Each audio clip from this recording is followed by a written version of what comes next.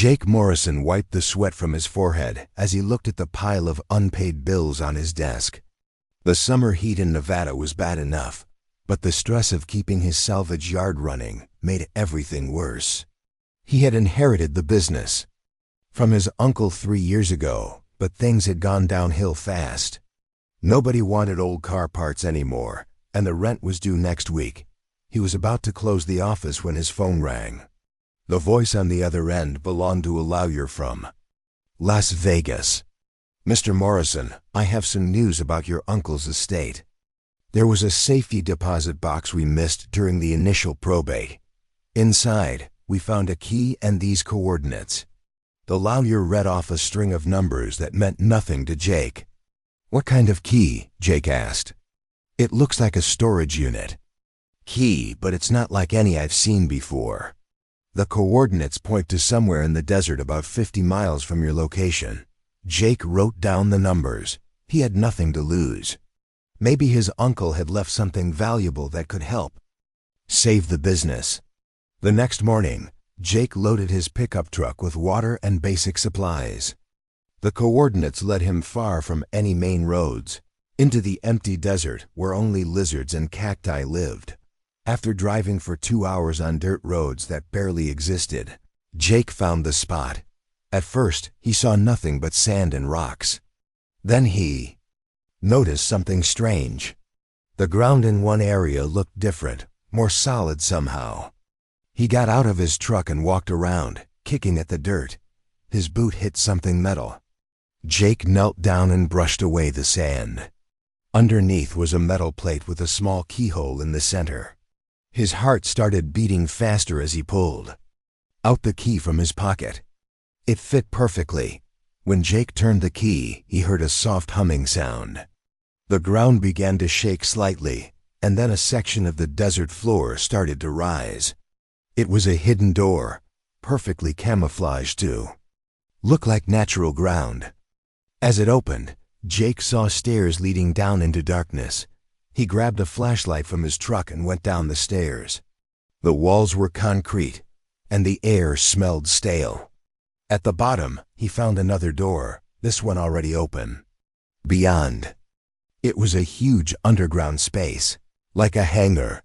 Jake's flashlight beam swept across the room and stopped on something incredible. In the center of the hangar sat a vehicle unlike anything he had ever seen. It was about 30 feet long and had a smooth, curved shape that seemed to flow like water. The surface was dark gray and seemed to shimmer when his light hit it. Strange symbols were carved into the sides, glowing faintly blue. "What the hell?" Jake whispered to himself. He walked around the craft, running his hand along its smooth surface. It felt warm to the touch, which was impossible since it had been buried underground for who knows how long. Jake found what looked like a door on the side of the craft. There was no handle, but when he pressed his palm against a panel, the door slid open with a soft hiss. Inside, the craft was just as strange as the outside. The walls curved smoothly, and soft lights came on automatically as he entered. The interior was bigger than it looked from outside. There were seats that looked like they were made from some kind of flexible material, and panels covered with more of those glowing symbols. At the front was what had to be the pilot's area, with a large curved window and controls that looked nothing like any aircraft Jake had ever seen. He sat in the pilot's seat, which adjusted to fit his body perfectly. The moment he sat down more, lights came on throughout the craft. Jake could hear a soft humming sound, like the ship was waking up. On the panel in front of him, symbols began to glow brighter. Jake reached out and touched one of them, not knowing what else to do. Suddenly, the air in front of him shimmered, and words appeared floating in space, written in English. "Welcome aboard the Starweaver. Please state your identity and purpose." Jake nearly fell out of the chair. "What? Who's asking?" "I am the ship's guidance system. You are not in our database. Please identify yourself." Jake's mouth felt dry. "I'm Jake Morrison. I think I own this ship now. My uncle left it to me." The floating words changed. Scanning. Genetic markers. Detected. You are related to the previous registered user, Henry Morrison. Access granted. Warning. Passenger in medical stasis. Stasis chamber located in rear compartment. Jake's blood ran cold. Passenger? What passenger? One life form in suspended animation. Stasis has been maintained for 9 years, 7 months, 12 days. Medical system shows stable vital signs.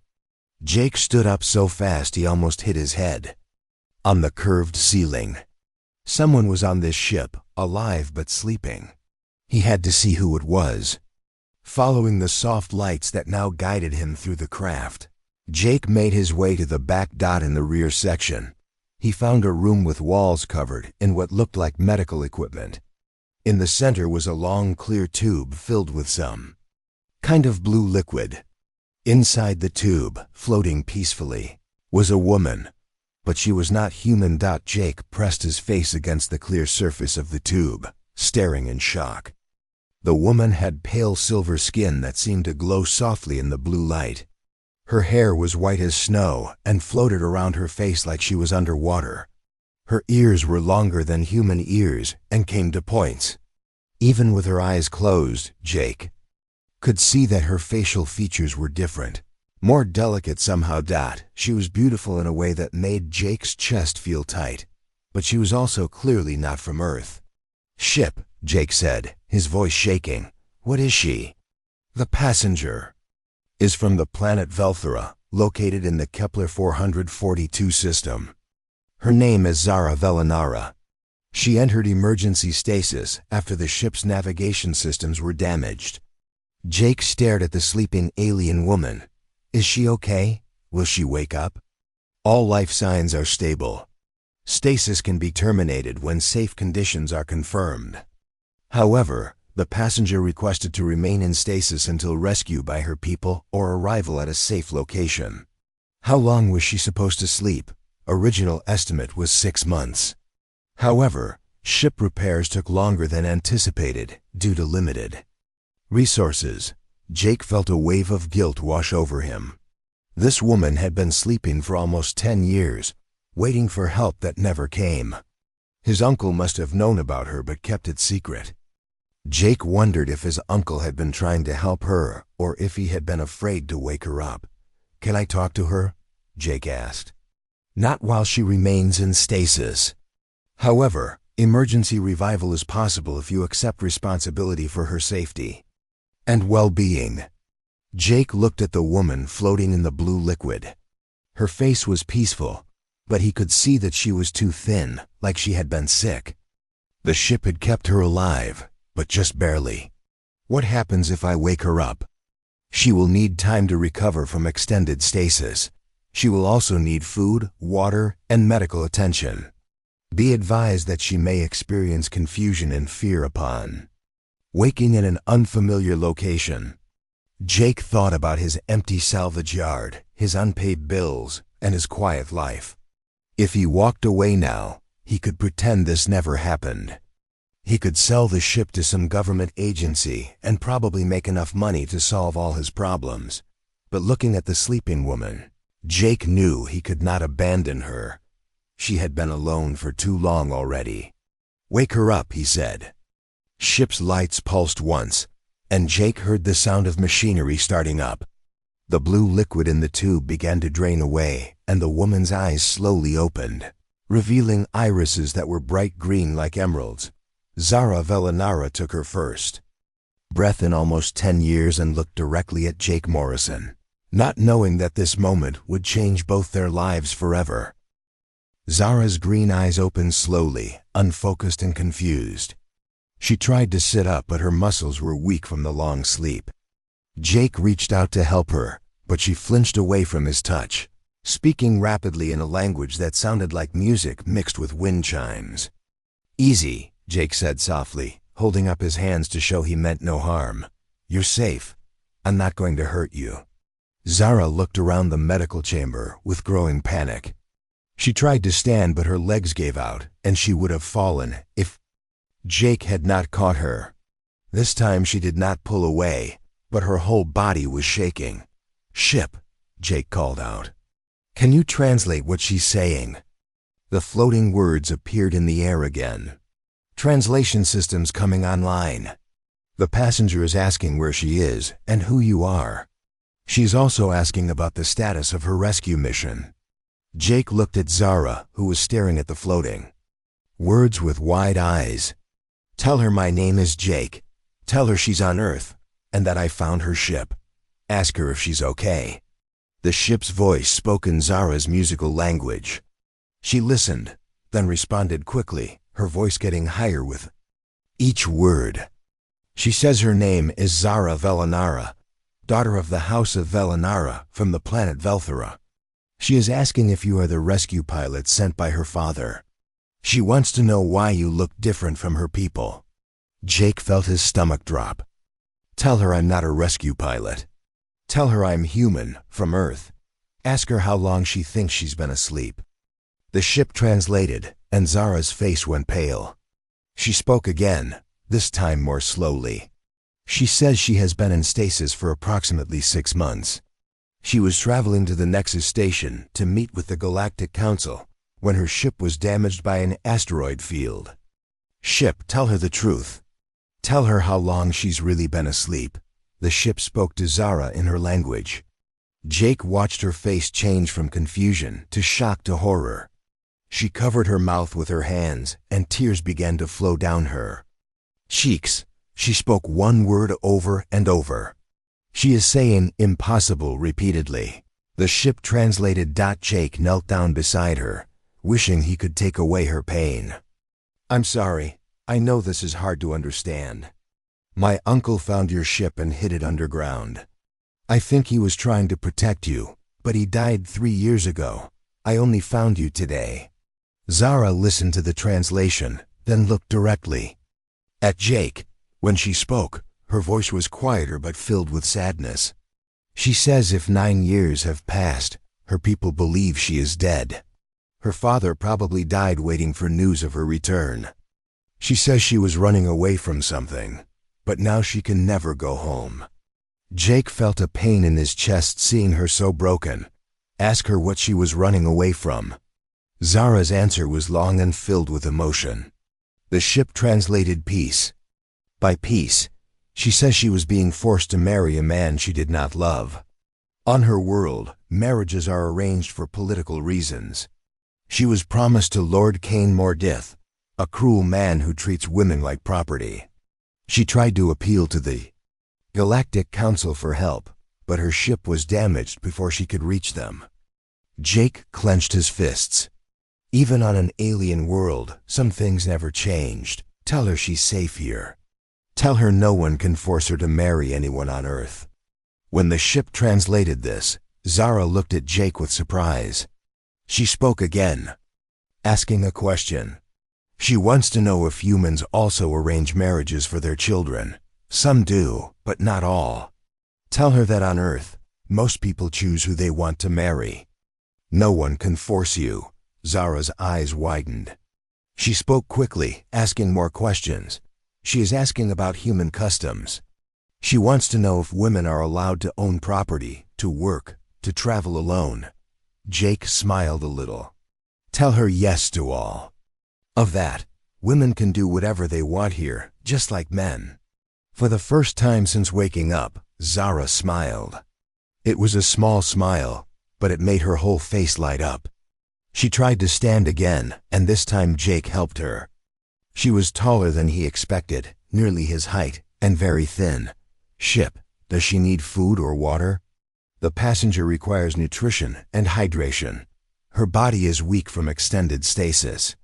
I recommend starting with liquids and simple foods. Jake looked around the medical chamber. Do you have any food on this ship? Emergency rations are available. However, Velteran physiology is similar to human. She can consume most Earth foods safely. Okay, I have some water and energy bars in my truck. I'll go get them. When the ship translated this, Zara grabbed Jake's arm. She spoke urgently. She is afraid you will not come back. She says she does not want to be alone again. Jake felt his heart break a little. Tell her I promise I'll come back. I'm not going to abandon her." Zara studied his face for a long moment, then nodded slowly. She said something short. "She says she believes you. She says you have kind eyes." Jake felt his cheeks get warm. "I'll be right back." He climbed out of the ship and walked to his truck, his mind racing. He had an alien woman in his uncle's secret spaceship, and she was depending on him to help her. He had no idea what he was doing, but he knew he could not let her down.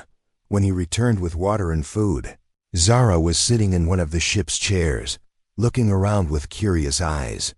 She had stopped crying, but she still looked lost and scared. "Here," Jake said, offering her a bottle of water. She took it carefully, examining the plastic bottle with interest before drinking. The water seemed to help her immediately. The energy bar was harder to explain. Zara looked at the wrapper with confusion until Jake showed her how to open it. She took a small bite, chewed thoughtfully, then ate the rest quickly. "Ship, ask her if she feels better." Zara's response was longer this time. She seemed to be getting stronger as the food and water worked their way through her system. "She says yes, but she is worried about the future. She has no way to contact her people, and even if she could, she cannot return home. She asks if you will help her find a place to live on Earth." Jake looked at Zara, who was watching him with hope in her green eyes. "Tell her yes. Tell her she can stay with me as long as she needs to." Zara smiled again, wider this time. She spoke, and for the first time her voice sounded happy. "She says thank you. She says you are very different from the men on her world. She asks if all human males are so kind." Jake laughed. "Tell her some are and some are not, just like everywhere else." They spent the next hour talking through the ship's translator. Jake learned that Zara was very smart, trained in engineering and navigation. She had been trying to escape not just a bad marriage, but a whole society that treated women as less. Then Zara learned that Jake was alone in the world, working hard to keep his business running. She seemed surprised that he was not married, and asked many questions about human relationships. As the sun began to set outside, Jake realized they had a problem. "Ship, is it safe to move you? I need to get Zara somewhere she can rest properly. The ship is fully operational. All systems have been repaired during the stasis period. However, I recommend caution. This vessel's technology is far beyond current Earth capabilities." Jake looked at Zara, who was listening to the translation with interest. She spoke to the ship in her own language, then turned to Jake. "She says the ship can fly, but it would be noticed by your military. She suggests moving only at night, and only to somewhere very private." Jake thought about his salvage yard. It was isolated, and he had a large garage where they could hide the ship. "Tell her I have an idea. But first, I need to ask her something important." Zara waited as Jake chose his words carefully. "Ask her if she trusts me. Really trusts me. Because if we do this, we're going to have to work together. And if anyone finds out about her, it could be dangerous for both of us." Zara listened to the translation, then stood up and walked over to Jake. She looked directly into his eyes and spoke clearly. "She says she trusts you with her life. She says you have already shown her more kindness than any man from her world ever did. She wants to help you, just as you are helping her." Jake felt something warm spread through his chest. "Then let's go home." As the ship's engines hummed to life for the first time in almost 10 years, Jake Morrison and Zara Velanara began their journey together, neither knowing that they had just taken the first step toward changing each other's lives forever. Flying the alien ship at night was nothing like Jake had expected. The controls were so smooth and quiet that he barely felt like they were moving. Zara sat beside him in the pilot area, her hands dancing over the glowing symbols as she helped him navigate. "Left turn here," she said, pointing to a dirt road that led to Jake's salvage yard. Her English was getting better quickly, though she still had a musical accent that made every word sound pretty. They landed the ship inside Jake's biggest garage, barely fitting through the doors. As soon as the engines shut down, Jake heard something that made his blood run cold. Cars were coming up the road to his property, and they were coming fast. "Someone's here," Jake said, looking out through a crack in the garage door. 3 black SUVs were pulling into his yard, and men in dark suits were getting out. Zara appeared beside him, looking worried. "Government people?" "Looks like it," Jake watched as the men spread out around his property. They had equipment with them, boxes with antennas and screens. "They're looking for something. Probably energy readings from your ship." One of the men was walking toward the garage where they were hiding. Jake grabbed Zara's hand. "We need to hide. Now." They ran to the back of the garage where Jake kept old car parts. He pulled a heavy tarp over a pile of junk, making a small hiding space. "Get under here and don't make a sound." "What about you?" Zara whispered. "I'm going to go talk to them. Act normal." Jake tried to sound braver than he felt. "If something happens to me, use the ship to get away." "No." Zara grabbed his arm. "We stay together. That is what partners do." Jake felt something warm in his chest when she said partners. "Okay, but let me do the talking." The garage door rattled as someone knocked. "Mr. Morrison? This is Agent Collins with the Department of Energy. We need to speak with you." Jake walked to the door, trying to act casual. "It's pretty late for a visit. What's this about?" "We've detected some unusual energy readings in this area. Mind if we take a look around?" "You got a warrant?" Jake asked. "We can get one, but it would be easier if you just cooperated. We're not here to cause trouble." Jake looked back at the tarp where Zara was hiding. He could see her green eyes watching him through a gap in the fabric. "Fine, but make it quick. I got work in the morning." The agents came into the garage with their equipment.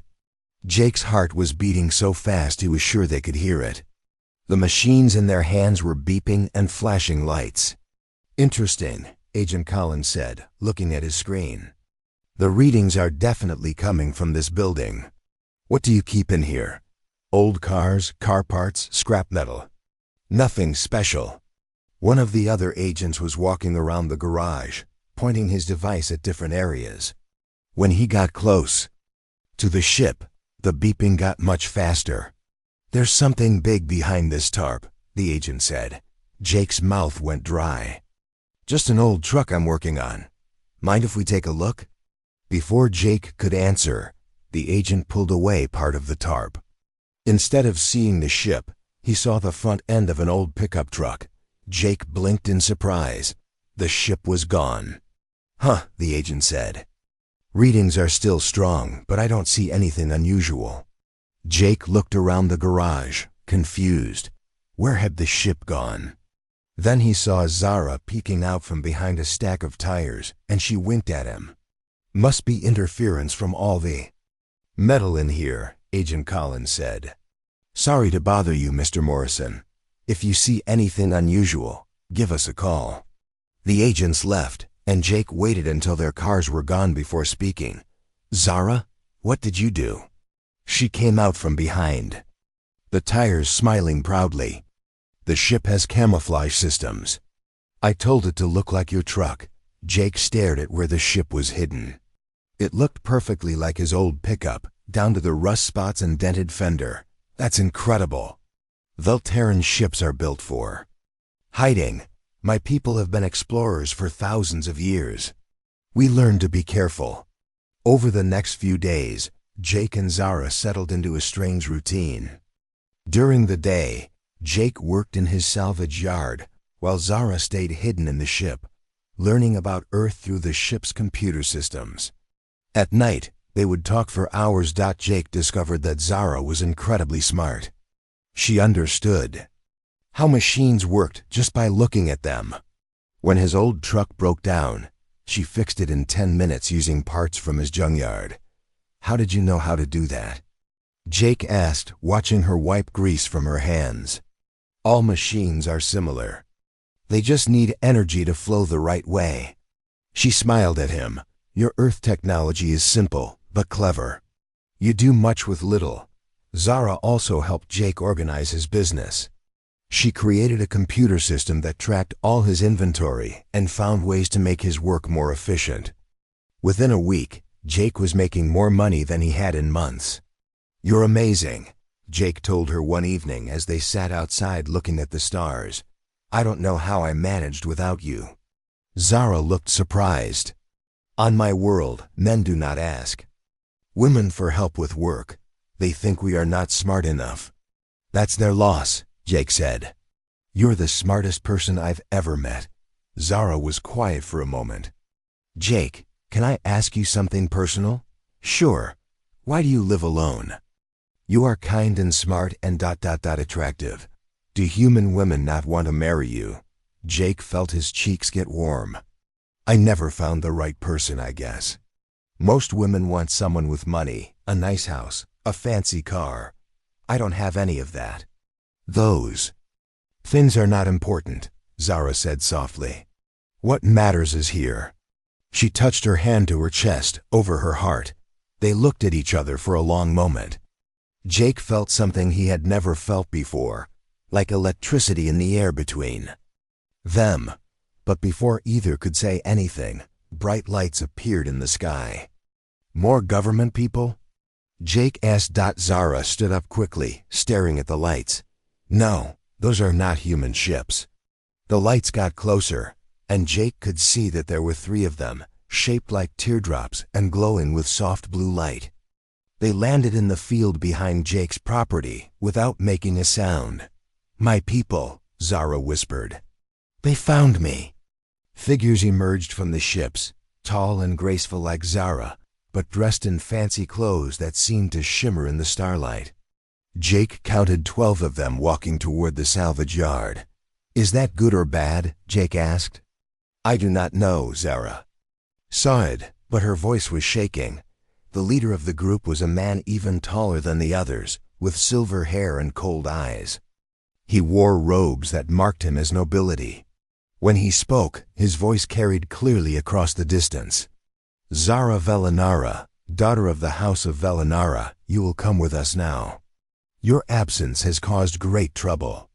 Zara stepped forward, holding her head high. Lord Kane, I should have known you would come.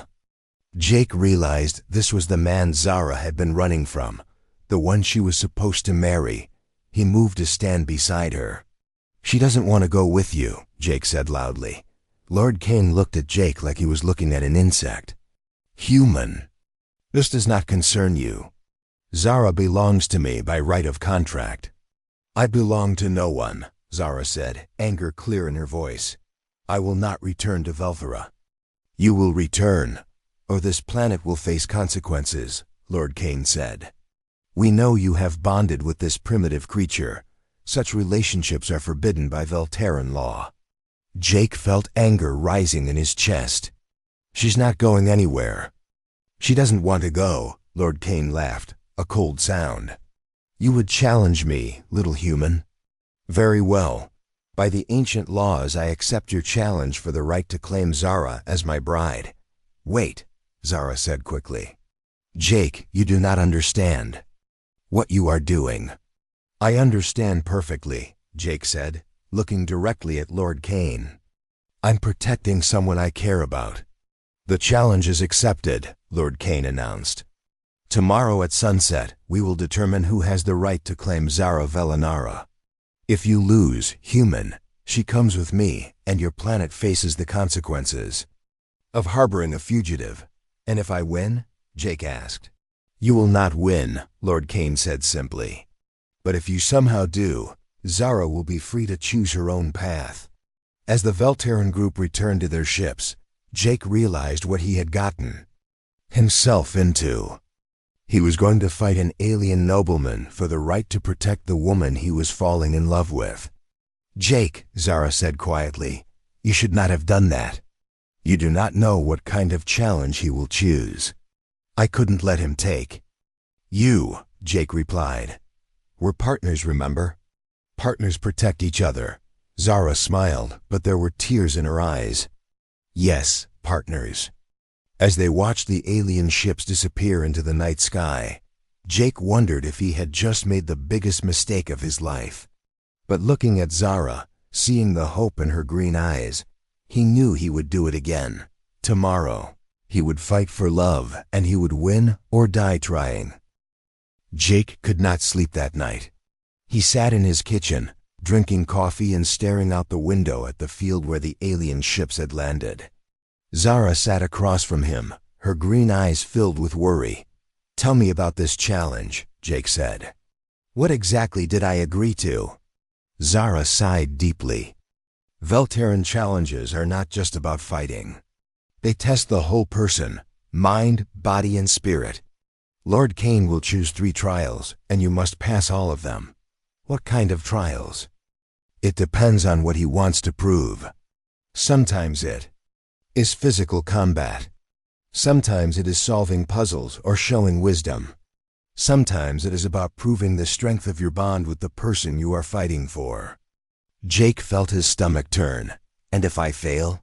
Then I must go with him, and Earth will be marked as a hostile planet. Other alien races will avoid contact with humans for generations. Jake put his head in his hands. Maybe I should have let you go with him. No. Zara reached across the table and touched his hand. Jake, look at me. He raised his head and met her eyes. For my whole life, I have been told that I am property, that my value comes from who owns me. You are the first person who has ever treated me like I matter for who I am, not what I am. You do matter, Jake said quietly. You matter more than anything. Zara smiled, but it was a sad smile. I need to tell you something about why I really left Velthera. I thought you were running from the marriage. That was part of it, but not all. Zara stood up and walked to the window. On my world, women are not allowed to work with technology. We are not allowed to pilot ships or study engineering. But I have always been good with machines. Jake waited for her to continue. When I was young, I would sneak into my father's workshop and fix things. I taught myself how ships work, how computers think, how engines run.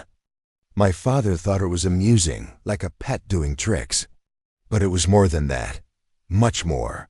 I discovered something that our leaders did not want anyone to know. Our technology, all of it, was built by women thousands of years ago.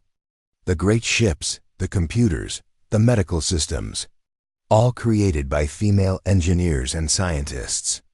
Jake felt anger growing in his chest, and the men took credit for it. They erased the women from history completely. They made laws saying women were too weak and stupid to understand technology. But I found the old records, hidden away and forgotten. What did you do? Zara turned back to face him. I tried to share what I learned. I wanted other women to know the truth about our history. But when I presented my findings to the council, they accused me of making up lies. They said I was mentally ill. That's when they arranged the marriage. Yes, Lord Cain promised to cure my madness with discipline and proper training. The wedding was supposed to happen 1 week after I escaped. Jake stood up and walked over to her. You were not crazy. You were right. I know that now. But on Velthera, being right and being female is a dangerous combination. They stood close together, and Jake could see tears forming in her green eyes. There is something else, Zara said softly. Something I have not told you about the ship. What about it? It is not just any ship. It is a bonding vessel, one of the old ships from when my people believed in partnerships between equals. The ship has been watching us, learning about us. Jake felt confused. Learning what? Whether we are compatible. Whether we care for each other in the right way. The ship's computer is very old and very smart. It can tell when 2 people are meant to be together. Are you saying the ship brought us together on purpose? Zara nodded. I think so.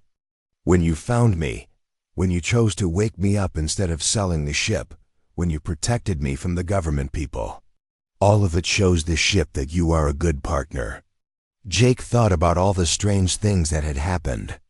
The way the ship's controls had felt natural to him, the way it had helped them hide from the agents, the way it seemed to understand what they needed. What does that mean for the challenge? I do not know. But I think the ship will help us if it can. They spent the rest of the night talking about Zara's world and her discoveries. Jake learned that she was not just smart about machines, but about history and science and art. She had been studying Earth through the ship's computers and was amazed by human creativity. Your people do so much with so little, she said. On Velthera, we have perfect technology, but we have stopped growing. We just do the same things over and over. But humans keep trying new things, even when they fail. Failure teaches you things, Jake said. My uncle used to say that every broken machine was just a puzzle waiting to be solved. I would have liked your uncle. He would have liked you too. He always said the best people were the ones who never gave up. As the sun came up, Jake realized something important. Zara, I need to ask you something, and I want you to be honest. What? Do you want to stay here because you like Earth, or because you are afraid to go back? Zara was quiet for a long time. Both, she said finally. I am afraid of Lord Kane, and what he will do to me. But I also love it here. I love the work we do together. I love the way you listen to my ideas. I love the way you treat me like an equal. Jake felt his heart speed up. And what about me? Do you love me? Zara looked directly into his eyes. Yes, Jake Morrison. I love you. Not because you saved me, not because you protect me, but because you see who I really am. Jake reached out and took her hands. I love you too. And I promise you, no matter what happens in this challenge, I will not let him take you away. That afternoon, the Velteran ships returned. Lord Kane emerged with several other aliens, all dressed in formal robes. They set up what looked like a courtroom in the field behind Jake's property. The challenge will consist of 3 trials, Lord Kane announced. First, a test of physical skill and courage. Second, a test of wisdom and intelligence. Third, a test of the bond between the challenger and the claimed. Jake felt nervous but tried not to show it. I'm ready. We shall see. Lord Kane smiled coldly. The first trial begins now. A large circle appeared on the ground, glowing with blue light. In the center, a platform rose up from the earth. You must cross the platform while I attempt to stop you, Lord Kane said. But there are rules. We can only use our natural abilities. No weapons, no technology. Jake looked at the platform. It was about 20 feet across and 10 feet high. Lord Kane was taller and probably stronger than him. Wait, Zara called out. I request the right to advise my champion. One of the other Velters spoke to Lord Kane in their musical language. He looked annoyed, but nodded. You have 1 minute, he said. Zara ran to Jake's side. Listen carefully, she whispered. Lord Kane is strong, but he is also proud. He will try to show off his power instead of thinking smart. Use your human creativity. Do not fight the way he expects. Any other advice? Remember that we are partners. I believe in you. Jake kissed her quickly, not caring who saw. Then he stepped into the glowing circle, ready to face the first challenge. Lord Kane smiled and stepped onto the platform. Come then, little human. Show me what your primitive species can do. Jake looked up at the alien lord and smiled back. You're about to find out. Lord Kane stood on the platform like a statue, his arms crossed and his silver hair flowing in the wind. He was clearly waiting for Jake to charge at him like an angry bull. Jake had other ideas. Instead of running straight at the alien lord, Jake walked slowly around the edge of the platform. Lord Kane turned to follow him, but Jake could see confusion in the alien's cold eyes. Are you afraid, human? Lord Kane called out. Will you run in circles all day? Jake did not answer. He was studying the platform, looking for anything he could use. The surface was smooth, but there were small ridges where sections joined together. More importantly, Jake noticed that Lord Kane was standing with his feet close together, trying to look impressive. Suddenly, Jake dropped to his hands and knees and swept his leg hard at Lord Kane's ankles. The alien lord was so surprised that he lost his balance and stumbled backward. Jake immediately rolled to the side and jumped to his feet. "First lesson about humans," Jake said with a grin. "We do not always do what you expect." Lord Kane's face turned dark with anger. He lunged forward, trying to grab Jake with his long arms. But Jake ducked under the grab and used Lord Kane's own momentum to push him toward the edge of the platform. Fight went on for several minutes. Lord Kane was stronger and faster, but Jake was more creative. Every time the alien lord tried to use brute force, Jake found a way to turn that strength against him. Finally, Jake managed to trip Lord Kane one more time, and the alien lord fell off the platform completely. The watching Velter murmured among themselves. Clearly, they had not expected a human to win. "First trial complete," one of them announced. "The human has succeeded." Lord Kane climbed back onto the platform, his fancy robes now dirty and torn. "You were lucky," he said to Jake. "The next trial will not be so easy." The second trial was a test of intelligence. A complex holographic puzzle appeared in the air, made of shapes that moved and changed constantly. Jake had to figure out how to make all the pieces fit together perfectly. "You have 30 minutes, Lord Kane said. I will solve it in 10. Jake looked at the floating puzzle and felt his heart sink. It was incredibly complicated, with hundreds of moving parts. Lord Kane was already working on his own copy, his hands dancing through the air as he moved the pieces. But then Jake remembered something Zara had told him about Velteran technology. It was all based on patterns and logic. Jake was not good at complex math, but he was excellent at seeing how things work together, instead of trying to solve the puzzle piece by piece like Lord Kane was doing. Jake stepped back and looked at the whole thing. He tried to see the pattern, the way all the pieces wanted to connect. After 15 minutes, Jake started moving pieces. But instead of working from the outside, in like Lord Kane, Jake started from the center and worked outward. He imagined the puzzle like a machine, with each piece serving a purpose. With 2 minutes left, Jake placed the final piece. His puzzle glowed bright blue, indicating success. Lord Kane was still working on his puzzle, sweat beading on his forehead. When time ran out, his puzzle was only half finished. "How?" Lord Kane demanded. "How did you solve it so quickly?" "I did not try to be smarter than the puzzle," Jake said. "I just tried to understand what it wanted to be." The third trial was the most important one. Jake and Zara had to prove their bond was real and strong. "You will each be asked questions," the Velteran judge explained. "Questions about each other, about your feelings, about your future together. If your answers do not match, you will fail." Jake and Zara were separated, so they could not hear each other's responses. Jake felt nervous as the questions began. "How long have you known Zara?" the judge asked. "Less than a week," Jake answered honestly. "What is her greatest fear?" Jake thought carefully. "Being forced to live a life where she cannot use her intelligence and creativity." "What does she love most about Earth?"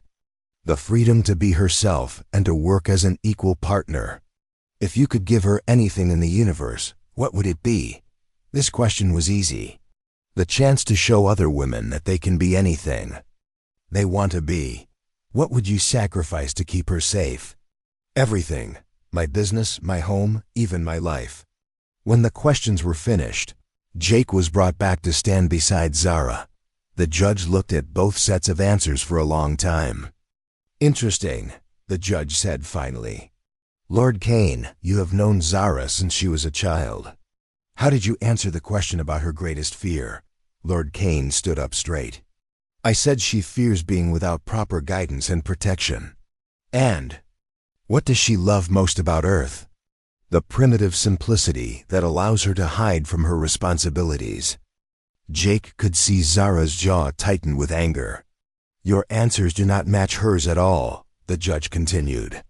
Jake Morrison, though you have known her for only days, your answers were nearly identical to hers. This suggests a bond that goes deeper than time. Lord Kane's face went pale. That is impossible. She is contracted to me by law. Actually, said a new voice, that contract is no longer valid. Everyone turned to see Zara's ship floating above them, its surface shimmering with energy. The ship's voice spoke clearly in both English and the Velterrain language. I am the Starweaver, a bonding vessel of the old fleet. I have observed Jake Morrison and Zara Velinara for the required period. They meet all criteria for a true partnership. Bond, a bonding vessel? One of the Velterran witnesses whispered, but those were destroyed centuries ago. Not destroyed, the ship continued. Hidden, waiting for the time when true partnerships would be valued again. Jake Morrison and Zara Velinara have demonstrated courage, intelligence, mutual respect, and deep affection. By the old laws which supersede all newer contracts, they are bonded. Lord Kane stepped forward angrily. The old laws are dead. I do not recognize this false bonding. Then you reject the wisdom of your ancestors, the ship replied. But the choice is not yours to make. It belongs to Zara. All eyes turned to Zara. She looked at Lord Kane, then at the other Velter, and finally at Jake. I choose Jake, she said clearly. Not because he won your challenges, but because he sees me as I truly am. He does not want to own me or control me. He wants to stand beside me as an equal. Furthermore, Zara continued, her voice growing stronger, I reject the corrupt society that tried to erase women from history. I choose to stay on Earth, where I can help build something better. Lord Kane's face twisted with rage. You would choose this primitive planet over your own people? I choose freedom over slavery, Zara replied. I choose love over duty. I choose a future over a past. The ship's voice spoke again. By ancient law, the bonding is complete. Any who try to separate them or harm Earth will face the consequences. The other Velter were talking among themselves in their musical language. Finally, the judge stepped forward. The old laws are clear, even if we have forgotten them. Lord Kane, your claim is rejected. Zara Velinara is free to choose her own path. Lord Kane glared at Jake and Zara. This is not over, he said. Others will come. Let them come, Jake said, putting his arm around Zara. They'll find out what happens when you threaten someone a human cares about. As the Velterran ships departed, Jake and Zara stood together in the field behind his salvage yard. The ship landed beside them, its surface now glowing with warm golden light. So what do we do now? Jake asked. Zara smiled and leaned against him. Now we start our real adventure. We have a ship that can travel between stars, and Earth has so much to offer the galaxy. We can be explorers, traders, ambassadors. Partners, Jake said. Partners, Zara agreed. 6 months later, Jake Morrison and Zara Velinara ran the most successful salvage and exploration business in 3-star systems. Their ship, the Starweaver, had become a symbol of hope for those seeking freedom and equality. Across the galaxy, Jake had thought he was buying a spaceship, but instead he had found something far more valuable. He had found love, purpose, and a future among the stars. And every day, as he and Zara worked side by side, he was grateful for the choice he had made to wake up the sleeping woman in the strange ship. Some purchases, Jake reflected, were worth far more than their price.